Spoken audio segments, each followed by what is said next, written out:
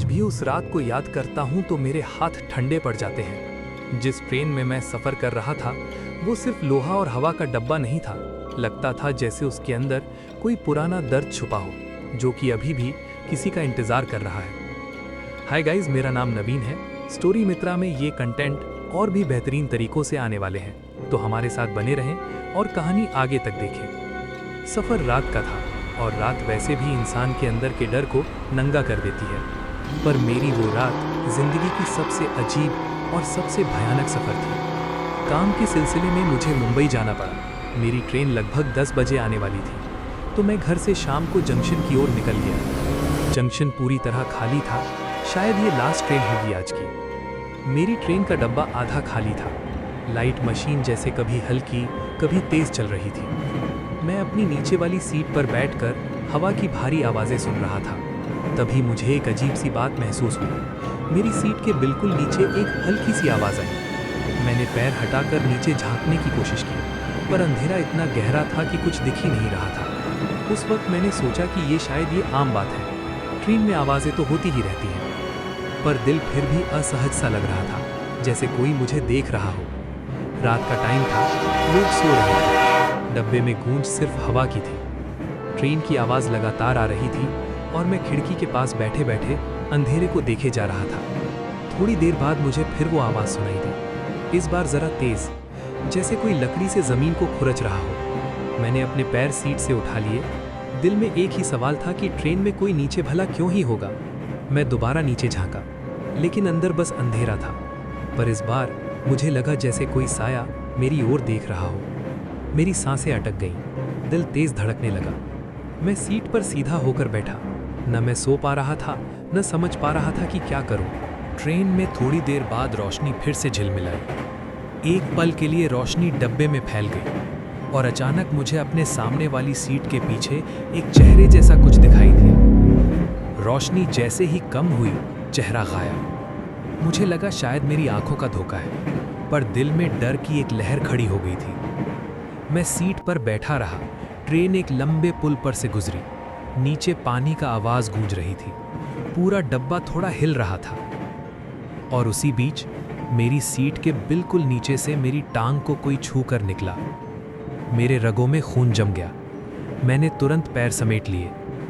अब सीट के नीचे बिल्कुल हल्की सांस की आवाज़ आ रही थी, धीमी लेकिन जिंदा। मैं परेशान होकर खिड़की के बाहर देखने लगा। बाहर बस अंधेरा था और सबसे ज़्यादा एक अजीब सन्नाटा था। ट्रेन 2 मिनट के लिए एक सिग्नल पर रुक गई। सब थमा हुआ। मैं सीट पर बैठा था, तभी ट्रेन की ऊपर वाली सीट से अजीब सी आवाज़ आई। पर इस समय ट्रेन के ऊपर कौन हो सकता है? मैंने सीधा ऊपर देखा। ऊपर की सीट पूरी खाली थी। मैं डर कर अपने हाथ जोड़ लिए। डब्बे का दरवाज़ा धीरे धीरे खुद ब खुद हिलने लगा। हवा इतनी ठंडी कि मेरी सांसें सूख रही थीं। ट्रेन धीरे से चली और तब उस सीट के नीचे से किसी ने बिल्कुल धीरे से एक आवाज़ निकाली। एक अजीब सी सरसराहट, एक ऐसी आवाज़ जो किसी जिंदा आदमी की ना थी, कुछ और चीज़ जो अपने होने का एहसास दे रही हो। मैंने एक पल के लिए आंखें बंद कर ली। दिल जोर से धड़क रहा था, पूरा शरीर कांप रहा था। थोड़ी देर बाद ट्रेन वापस एक छोटे स्टेशन पर रुक गई। प्लेटफॉर्म पर कोई नहीं था।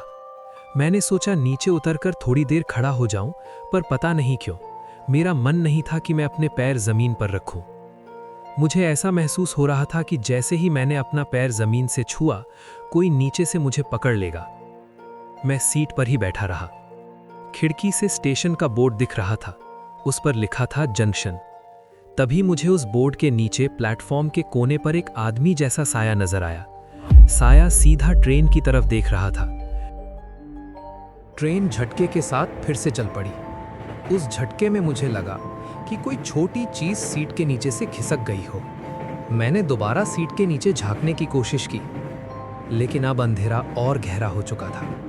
ट्रेन अंदर से ठंडी हो गई थी, जैसे हवा नहीं, कोई और चीज डब्बे में चल रही हो। मेरी सांसें अब धीमी पड़ने लगी थी, पर डर और बढ़ रहा था। रात के लगभग 1 बजे बॉक्स पूरा अंधेरे में डूब चुका था। लाइट एक पल के लिए बंद हुई। वो कुछ पल जिसमें कुछ नहीं दिख रहा था। धीमी सांसों की हल्की आवाजें और बीच बीच में हल्की सी हंसी, बच्चे की तरह, पर बच्चा नहीं। ट्रेन एक लंबी सुरंग में घुस गई। अब डब्बा पूरी तरह अंधेरे के जाल में था। मैं खिड़की के पास ही बैठा था, पर अब मेरी खिड़की में अपना चेहरा नहीं देख पा रहा था। वहां सिर्फ अंधेरा था और उस अंधेरे में मैंने एक चेहरा देखा।